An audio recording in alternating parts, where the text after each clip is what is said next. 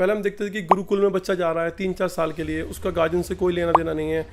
और आजकल इतना पैम्पर हो गया है कि मतलब गार्जियंस ये चाहते हैं कि टीचर जो है ना बच्चे को डांटे भी ना। तो क्या ये माहौल अच्छा है? ये बहुत बड़ी डिबेट है, क्योंकि जो गार्जियन होता है ना वो भी कहीं ना कहीं टीचर हो सकता है, लेकिन वो अपने बच्चे के लिए एक अलग पॉलिसी रखता है, दूसरे के बच्चों के लिए अलग पॉलिसी रखता है। तो क्या ये सही दिशा में जा रहा है? हेलो एवरीवन, आप लोग का स्वागत है स्कॉलर्स के ऐतिहासिक पॉडकास्ट में। मैं ऐतिहासिक वर्ड क्यों यूज़ कर रहा हूँ व्यूअर्स? बिकॉज आज तक इस टॉपिक पे किसी ने भी कोई बात या कोई चर्चा नहीं करी है। आज जो शख्सियत हमारे साथ जुड़ने जा रही है वो शख्सियत मैथ्स के महागुरु कहे जाने वाले HOD of scholars math Gaurav sir हमारे साथ जुड़ने जा रहे हैं। इनके इंट्रोडक्शन की मैं क्या बात करूं, ये बहुत सेल्फ डेडिकेटेड पर्सन है, सेल्फ डेडिकेटेड टीचर्स है। 15 सालों में इन्होंने कई IITians, कई JEE mains advance qualifier student को निकाला है। तो बने रहिए पूरे पॉडकास्ट के साथ, आगे हम बहुत सारी इंटरेस्टिंग चीज़ देखेंगे और मैं कोशिश करूंगा उनका सारा एक्सपीरियंस निचोड़ लेने का इस पॉडकास्ट के थ्रू। तो वेलकम गौरव सर, आपका स्वागत है हमारे पॉडकास्ट।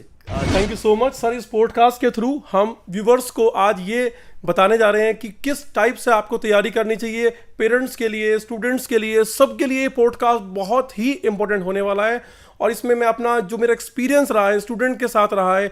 कई बार टीचर क्या होता है कि स्टूडेंट को ऑब्जर्व करता है और उसको कुछ बनते हुए देखता है और उसी से उसका एक्सपीरियंस क्रिएट होता है। तो वो मैं आज आपको बताने वाला हूँ, बहुत मजा आने वाला है। चलिए, मैं वीडियो को आगे बढ़ते हुए सर एक क्यूरियोसिटी आती है, एक मैसिवनेस आता है जब हम मैथ्स की बात करते हैं। इवन मैं अपनी बात करूं सर, जब मैं क्लास 10th में था तो डिफरेंशियल जब वर्ड आता था, जब इंटीजर्स वर्ड आते थे तो बड़ी ही मतलब जब मैट्रिक्स वर्ड आता था तो हमें लगता था क्या टॉपिक है, क्या वर्ड है, मतलब वर्ड से डरने लग जाते थे।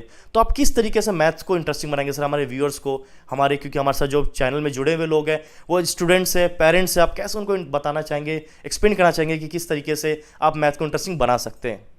सर मैथ्स को इंटरेस्टिंग कैसे बनाएं यार? 15 साल हो गए पढ़ाते हुए और कितनी बार ये क्वेश्चन मेरे सामने आता है कि सर मैथ्स पढ़ाते हैं, बहुत टफ सब्जेक्ट है। यार मैथ्स में ऐसा क्या टफ है, मुझे आज तक ये समझ में नहीं आया, लेकिन मैंने समझने की बहुत कोशिश करी। मैं तो मैथ्स का टीचर हूँ तो मुझे टफ नहीं लगता, लेकिन मैंने फिर भी समझने की कोशिश करी कि प्रॉब्लम क्या है। प्रॉब्लम ये है कि मैथ्स एक ऐसा सब्जेक्ट है, मैं कंप्यूटर के माध्यम से समझाना चाहूँगा। कंप्यूटर में एक रैम होता है, एक हार्ड डिस्क होती है। रैम क्या होता है? जो भी कुछ हम उस टाइम वर्क कर रहे हैं कंप्यूटर के ऊपर वो सब कुछ सेव है। जैसे ही लाइट जाएगी कंप्यूटर बंद हो जाएगा, अगर आपने सेव नहीं किया तो वो सब कुछ कहाँ चला जाएगा?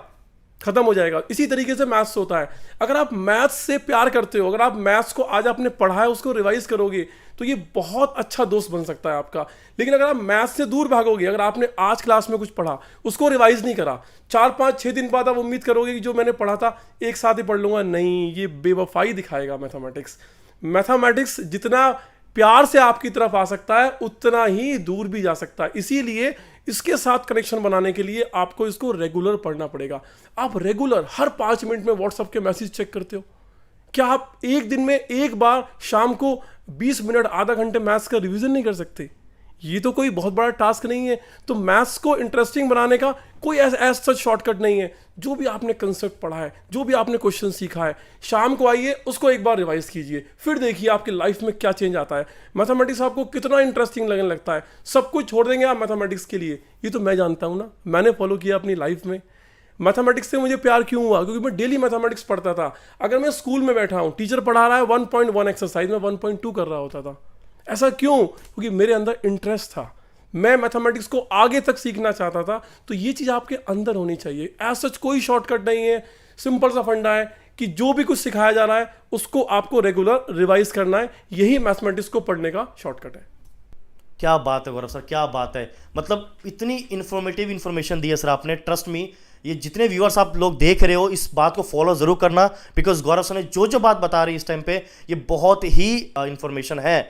प्लीज़ इसको अपने रूटीन में फॉलो कीजिए। इसको अपने मतलब कहते हैं ना वो ब्लड में कहते हैं ना इंजेक्ट कर लीजिए इस इन्फॉर्मेशन को। ये आपके लाइफ तक काम आने वाली है। सर इतनी अच्छी इन्फॉर्मेशन दी है तो एक क्वेश्चन और आप मेरे मन में बन गया सर। अगर आज से मैं 15 साल 20 साल पहले की बात करूँ या मैं 25 साल 30 साल पहले की बात करूँ, उस टाइम पे लोग ओल्ड स्कूल स्ट्रैटेजी अपनाते थे। आई होप ये वर्ड व्यूअर्स को पता होगा, जिनको नहीं पता मैं बता देना चाहूँगा।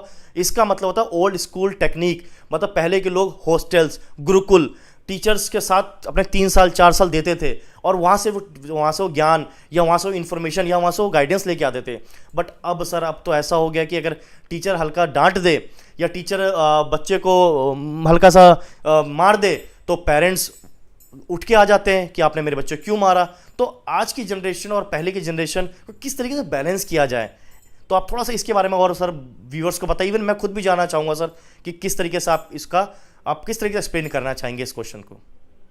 देखिए पहले और अब की जो एजुकेशन की जो स्ट्रेटजी थी उसमें क्या डिफरेंस है। पहले हम देखते थे कि गुरुकुल में बच्चा जा रहा है 3-4 साल के लिए, उसका गार्जियन से कोई लेना देना नहीं है। और आजकल इतना पैम्पर हो गया है कि मतलब गार्जियंस भी चाहते हैं कि टीचर जो है ना बच्चे को डांटे भी ना। तो क्या ये माहौल अच्छा है? ये बहुत बड़ी डिबेट है, क्योंकि जो गार्जियन होता है ना वो भी कहीं ना कहीं टीचर हो सकता है, लेकिन वो अपने बच्चे के लिए एक अलग पॉलिसी रखता है, दूसरे के बच्चों के लिए अलग पॉलिसी रखता है। तो क्या ये सही दिशा में जा रहा है? नहीं जा रहा। पहले की पॉलिसी क्या होती थी एजुकेशन की, अगर बच्चा पढ़ने जा रहा है तो टीचर्स के ऊपर पेरेंट्स का फुली फेथ होता था कि सर अगर आपको लगे इसको डांटना है तो डांटिए, मारना है तो मारिए, हमें आपके ऊपर फेथ है। आजकल क्या है, हल्का सा भी आप डांट दोगे तो गार्जियंस वकील लेके आ जाएगा। तो क्या आपका बच्चा भी देख रहा है ये सब चीज़ें?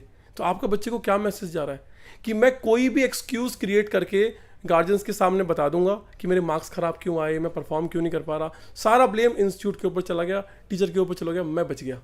कब तक बचोगे भाई? 1 साल 2 साल 3 साल क्या करना है भविष्य में? इंजीनियर बनना है, डॉक्टर बनना है, IAS बनना है, या डोसा बेचना है, या मोमोज बेचने हैं? अगर मोमोज बेचने हैं या कुछ ऐसा काम करना है जिसके लिए पढ़ने की ज़रूरत नहीं है, फिर कोई दिक्कत नहीं है, आप बहानेबाजी करते रहिए। ये सब रिस्पॉन्सिबिलिटी गार्जियंस की भी है कि बच्चे को इतना ज़्यादा पैम्पर ना करें कि बच्चे ने जो बोल दिया वही सच है। बच्चे की बात पे बिलीव करना चाहिए, लेकिन अगर आपने टीचर को हैंड ओवर किया अपना बच्चा तो उसी को उसको डील करने दो। अगर आपके पास ये न्यूज़ आती है कि यार टीचर ने डांटा है तो किसी अच्छी बात पे डांटा होगा, तो डेफिनेटली जो ये चीज़ें फॉलो करते हैं ना गार्जियंस, उनके बच्चे सक्सेस होते हैं। ये मेरे पास बहुत सारी ऐसी स्टोरीज़ हैं। मैं आपको बताऊं कि मैं पंजाब रीजन में काम किया करता था, वहाँ पर एक लड़की थी। अब उसके जो फादर थे और उसकी मदर थे वो दोनों गवर्नमेंट एम्प्लॉय थे, लेकिन उस बच्ची के पास कोई मोबाइल नहीं था। जब वो जाती थी तो हमसे कहती थी कि सर घर पे फ़ोन करना, रिसेप्शन पे कहती थी। और उसका डिसिप्लिन, मतलब उसकी मम्मी ने मुझे एक बात बताई, मैं सरप्राइज़ हो गया कि क्या डिसिप्लिन है। एक बार ब्रेकफास्ट में उसको ये बोला उसकी मम्मी ने कि बेटा मैं तेरे लिए पराठे बना देती हूँ और फिर हमें ऑफिस जाना है। तो उसने क्या बोला कि नहीं मम्मी, मुझे ब्रेकफास्ट में पराठे वगैरह मत दो, कोई हल्का ब्रेकफास्ट दो, आप लोग चले जाते हो, मुझे लाइट ब्रेकफास्ट चाहिए जिससे कि मैं बैठ के पढ़ सकूँ। ये तो सिर्फ एग्जाम्पल है। उसने बच्चे के ऊपर जो एक रिस्पॉन्सिबिलिटी होती है ना, उसने खुद ही उसको कैरी करना शुरू कर दिया। और जब बच्चा फोर्सफुली कैरी करता है तो 50% चांस है सक्सेस मिलेगी या नहीं मिलेगी, लेकिन जब बच्चा सेल्फ कैरी करता है रिस्पॉन्सिबिलिटी को तो 100% चांस बन जाते हैं सक्सेस होने के। और वो बच्ची IIT में सेलेक्ट हुई। उसकी मम्मी आई, इतनी इमोशनल थी, उसने बोला कि मैंने आज तक जो भी सेक्रीफाइस करे हैं इसकी खुशी के लिए कि ये नहीं करना बेटा, वो नहीं करना, अब मैं इसको सब कराऊंगी। IIT में जाने से पहले मैं इसको सब कराऊंगी। मैं स्टेटस देखता था, कभी उसको ड्राइविंग सिखा रही है, कभी कहीं मार्केट में ले जा रही है, मतलब वो इतनी खुश थी। तो हर चीज़ का एक टाइम होता है यार, हर चीज़ का एक टाइम होता है। आप छोटी उम्र में वो सब कुछ लेना चाहोगे जो आपको एक एज के बाद मिलना चाहिए, कुछ नहीं मिलेगा, लाइफ डिस्ट्रॉय हो जाएगी। मेरा एक्सपीरियंस कहता है कि टाइम के अकॉर्डिंग ही सब चीज़ें मिलनी चाहिए, तो इसी को आप फॉलो कीजिए। इतनी इन्फॉर्मेटिव आंसर दिया सर ने, इतना एक्सपीरियंस निचोड़ आंसर दिया सर ने, रियली ट्रस्ट मी, मेरे पे भी गूज़बम्स आ गए कि बिल्कुल जेन्युइन बात सर ने बोली है। चलिए सर, जब इतनी अच्छी बात आपने बोली है तो सर मेरे मन में एक और क्यूरियोसिटी आ गई सर कि देखिए सर, आज के टाइम में इतने बिजी शेड्यूल में भी लोग इंस्टाग्राम, फेसबुक, रील्स पे बहुत ज़्यादा फोकस आ रहा है, मतलब डिस्ट्रैक्शन बहुत बढ़ चुका है। तो सर कैसे इस डिस्ट्रैक्शन को मैनेज करेंगे? बिकॉज हम एज अ, मतलब अगर मैं बात करूँ खुद की, मैं एग्जाम्पल तौर पर बात करूँ, जब भी मुझे फ्री टाइम मिलता है मैं खुद भी रील्स देखता हूँ सर। तो आजकल के बच्चे हमसे देख के सीखते हैं, जानते हैं, तो आप कैसे उन्हें समझाएंगे या उनको गाइडेंस करेंगे डिस्ट्रैक्शन फ़ोन से कैसे हटे सर? इसके बारे में थोड़ा डिटेल में बताइए सर। देखिए फ़ोन डिस्ट्रैक्शन, आजकल फ़ोन्स के जो प्रॉब्लम है ना बच्चों के साथ, गार्जियंस कहते हैं कि सर ये पूरे दिन फ़ोन पे लगा रहता है, सर पूरे दिन लैपटॉप में सर ये देखता रहता है, तो सर क्या करें? देखो आप हमसे क्वेश्चन क्यों पूछते हैं? ये तो बच्चा आपके सामने है, आपका बच्चा फ़ोन लेके बैठा है, रात को 2 बजे वो फ़ोन पे क्या कर रहा है आपको पता है? नहीं पता है।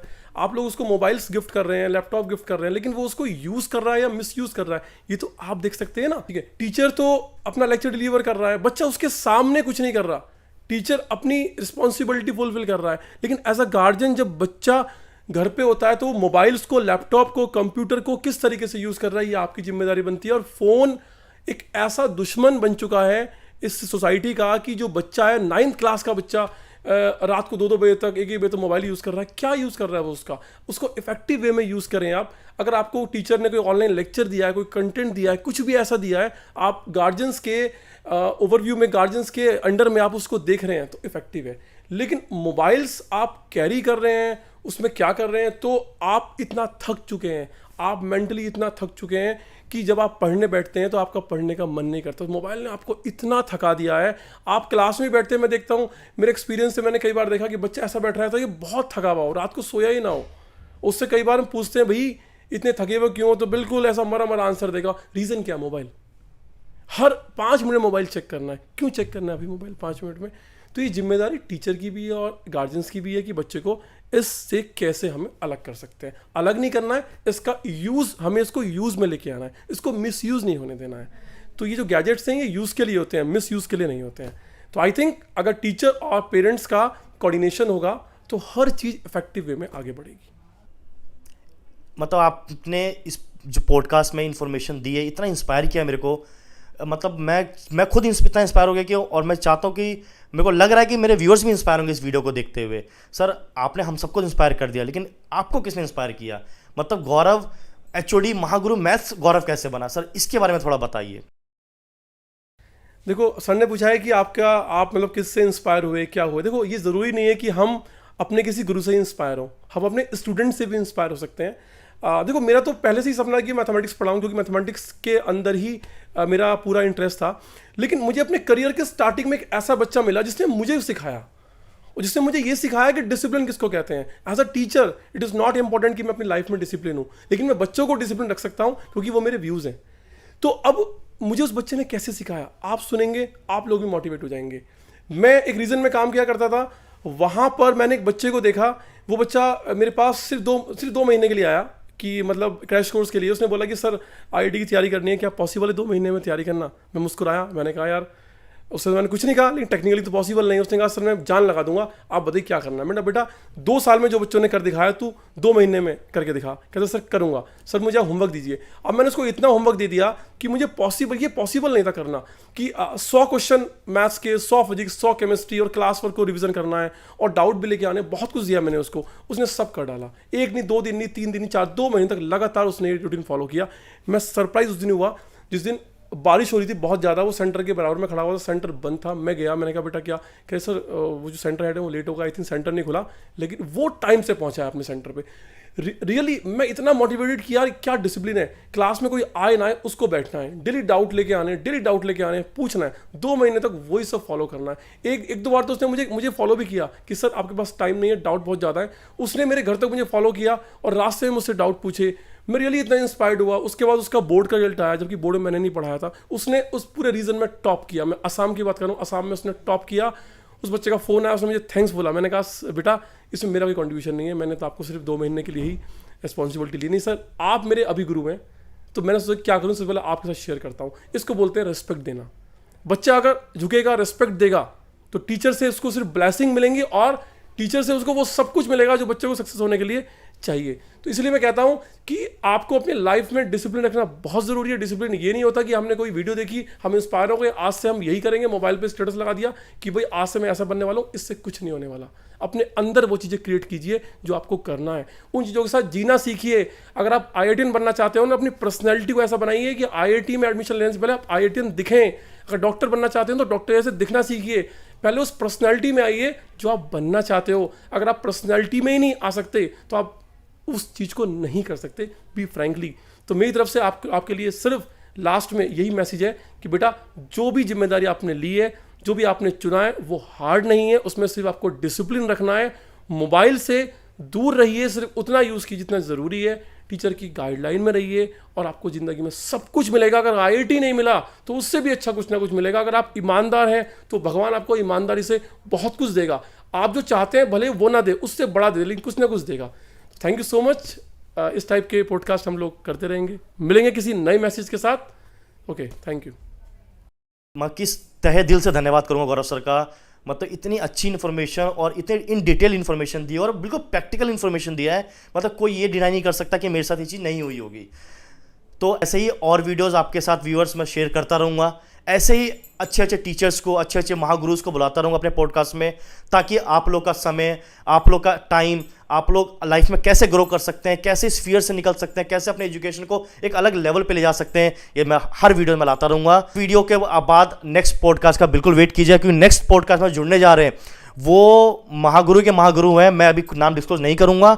नेक्स्ट वीडियो आप वेट कीजिए, वेट एंड वॉच। और हाँ, जाते जाते दिए गए लिंक को सब्सक्राइब करना ना भूले, बेल आइकन को दबाना ना भूले। जब बेल आइकन रहेगा तो वीडियो को सबसे पहले और सबसे जल्दी आप देख पाएंगे। Thank you very much to connect with us.